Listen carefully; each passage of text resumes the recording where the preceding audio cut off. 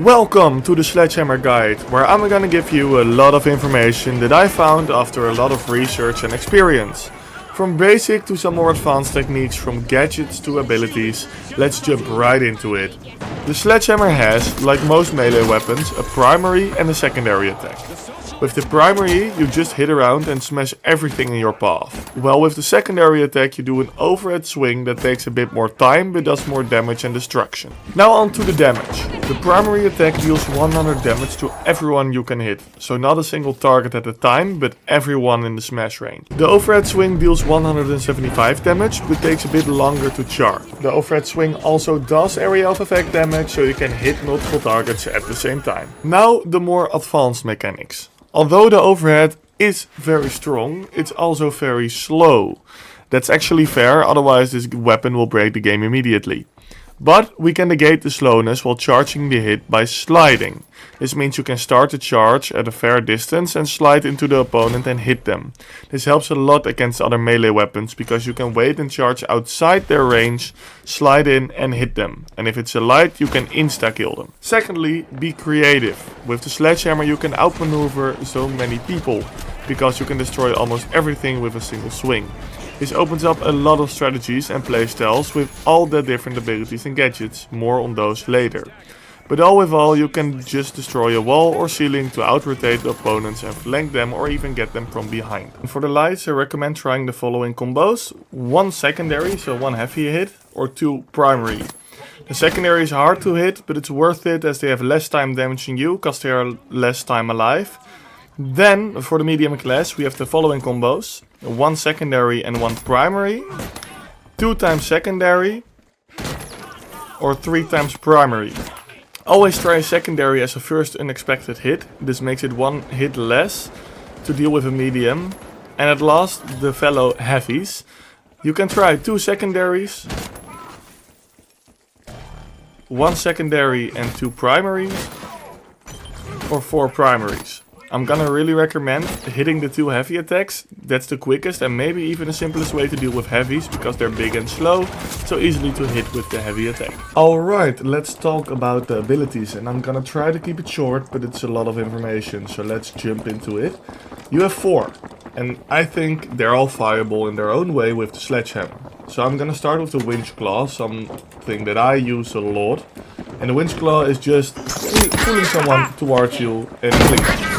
And you'll see why it's better, because when you're in cover, like in a house, like here, you can pull someone towards you. It's always better to pull someone towards you than go into their domain and fight them with the team there. So it's always better to get them to you than you to them. So that's why I use the winch claw. Then we have the mesh shield. And the mesh shield, it's not used that much, but I use it to get close to people. Like if they're attacking me, you can get closer without getting damaged, and you can then attack them and kill them. That's what I do. And it's better on open maps because you don't have long range. You need to keep yourself and your team safe, get closer to them and kill them. So that's for what you use the mesh shield. And then we have the charge and slam, and the charge and slam is a good damage dealer because you deal extra damage with it. But it's also extra movement. You can get closer, you can get away. So it gives you lots more options to run around and do some stupid things. I think it's really risky because you can get yourself killed really quickly. But, it's viable. And then we have the goo gun. And the goo gun, it's fun. You can temporarily get someone stuck in it. It's not that long, but it's long enough to get them stuck and finish them. It also gives you more movement, so if you like movement, you can use the goo gun to like jump around buildings and do like climbing expeditions on top of buildings, so you can get on top more easily. Goo gun, it's really good for movement, but I think it's better on the vertical maps than the horizontal maps because you can get more height, but it's not getting you faster around. So that's all the abilities. So let's just jump into the gadgets. Oh, what do we have there? Ah, weird, doesn't belong there. Anyways, well, onto the gadgets. Like you see here, this is my loadout, but we of course have a lot of things to discuss, but I'm not going to tell you all about it because there's too many, and I don't think a lot of them are irrelevant, so that doesn't matter. But first of all, I like to use the RPG. It's very nice for some range damage, it's very nice for some early damage, so that you have a hit less, because if you like hit a light, for example, you can just finish the medium, you can use a hit less for the combos we discussed earlier, the same for the heavy, so it's good damage that you can do.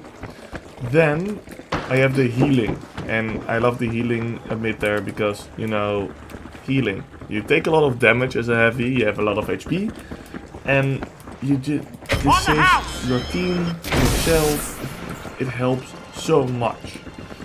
And then I have the dome shield, and some people don't like it. I like the dome shield because you can close the gap with your enemies.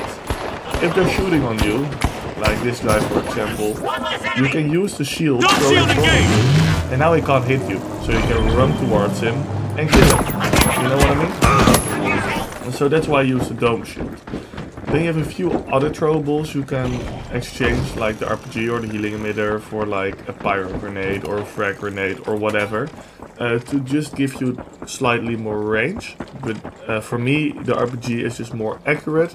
I like to aim, I like to have more input myself where I hit, so that's why I use the RPG. You can use the barricade instead of the dome shield for the same thing, but you can't throw it in front of you, so it's like 50-50, and mines and stuff. They all have good uses, but I think this is the main like loadout for the Sledgehammer. Well, thank you for watching, and we'll see each other in the next one. Bye bye!